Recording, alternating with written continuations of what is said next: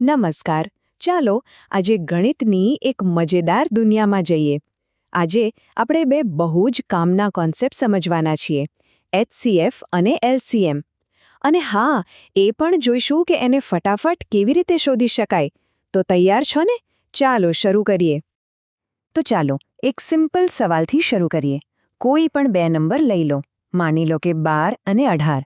શું ક્યારેય વિચાર્યું છે કે આ બંને નંબરમાં કોમન શું છે? મતલબ શું સરખું છે?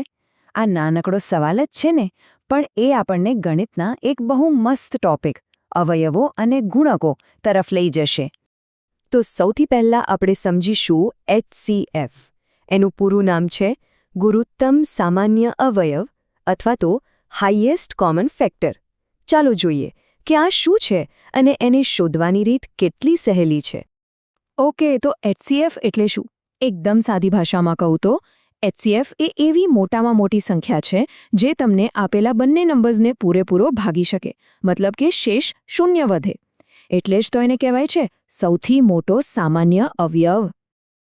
ચાલો હવે એચસીએફ કેવી રીતે શોધવો એ સ્ટેપ બાય સ્ટેપ જોઈએ. આપણે 12 અને 18નું જ ઉદાહરણ લઈએ. સૌથી પહેલાં 12ના બધા અવયવો લખીએ, મતલબ કે 12 કયા કયા ઘડિયામાં આવે? તો 1, 2, 3, 4, 6 અને 12, બરાબર? હવે એ જ રીતે 18ના અવયવો 1, 2, 3, 6, 9 અને 18.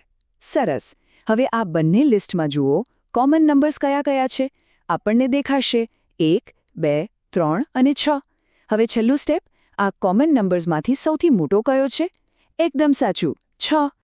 તો બસ મળી ગયો જવાબ. 12 અને 18નું એચસીએફ છે 6. આનો મતલબ એ થયો કે 6 એ સૌથી મોટી સંખ્યા છે જે 12 અને 18 બંનેને પૂરેપૂરો ભાગી શકે છે. છે ને એકદમ સહેલું?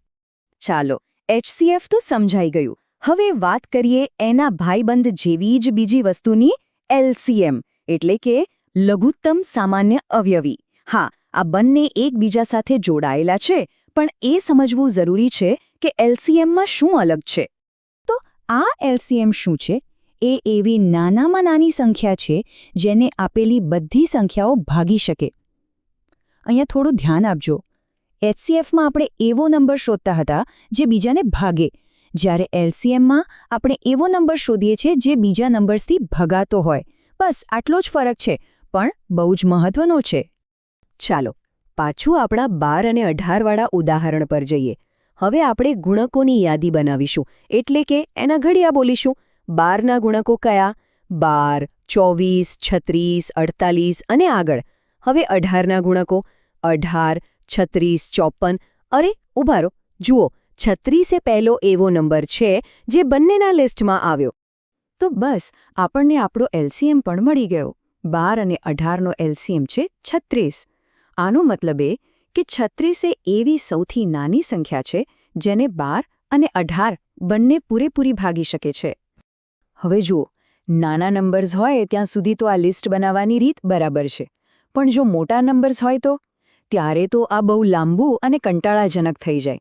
પણ ચિંતા ના કરો, એના માટે એક જાદુઈ ફોર્મ્યુલા છે, એક એવું સૂત્ર જે એચસીએફ અને એલસીએમને જોડી દેશે અને આપણો સમય બચાવે છે.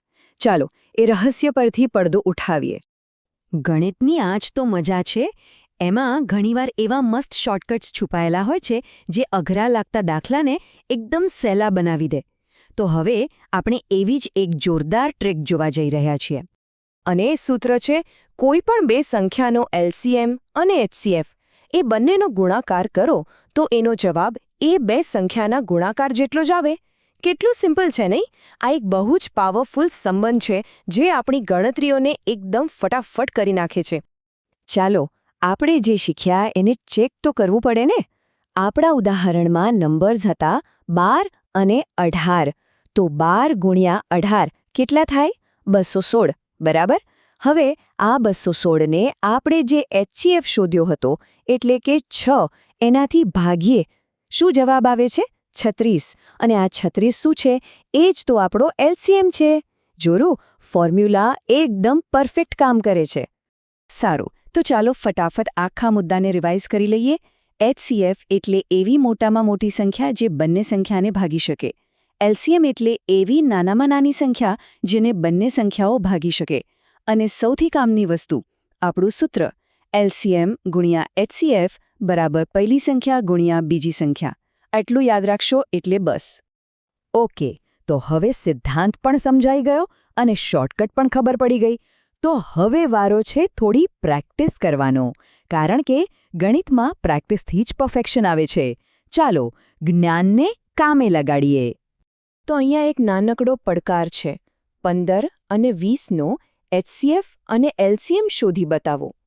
તમે લિસ્ટ બનાવવાની રીત પણ વાપરી શકો છો, અથવા હમણાં જે સૂત્ર શીખ્યા એનો પણ ઉપયોગ કરી શકો છો. થોડો સમય લો અને જાતે ટ્રાય કરો. અને જતાં જતાં એક સવાલ વિચારવા માટે, આ એચસીએફ અને એલસીએમ શું ખાલી ચોપડીના દાખલા માટે જ છે? જરા વિચારો, રોજિંદા જીવનમાં આ ક્યાં કામ આવી શકે? કદાચ કોઈ વસ્તુને સરખા ભાગે વહેંચવામાં, કે પછી કોઈ બે ઘટનાઓ એક સમયે ક્યારે થશે એ શોધવામાં, જેમ કે બે અલગ અલગ ટાઈમર એકસાથે ક્યારે વાગશે. ગણિત ખરેખર આપણી ચારે બાજુ છે, બસ આપણે એને જોવાની જરૂર છે. વિચારતા રહેજો.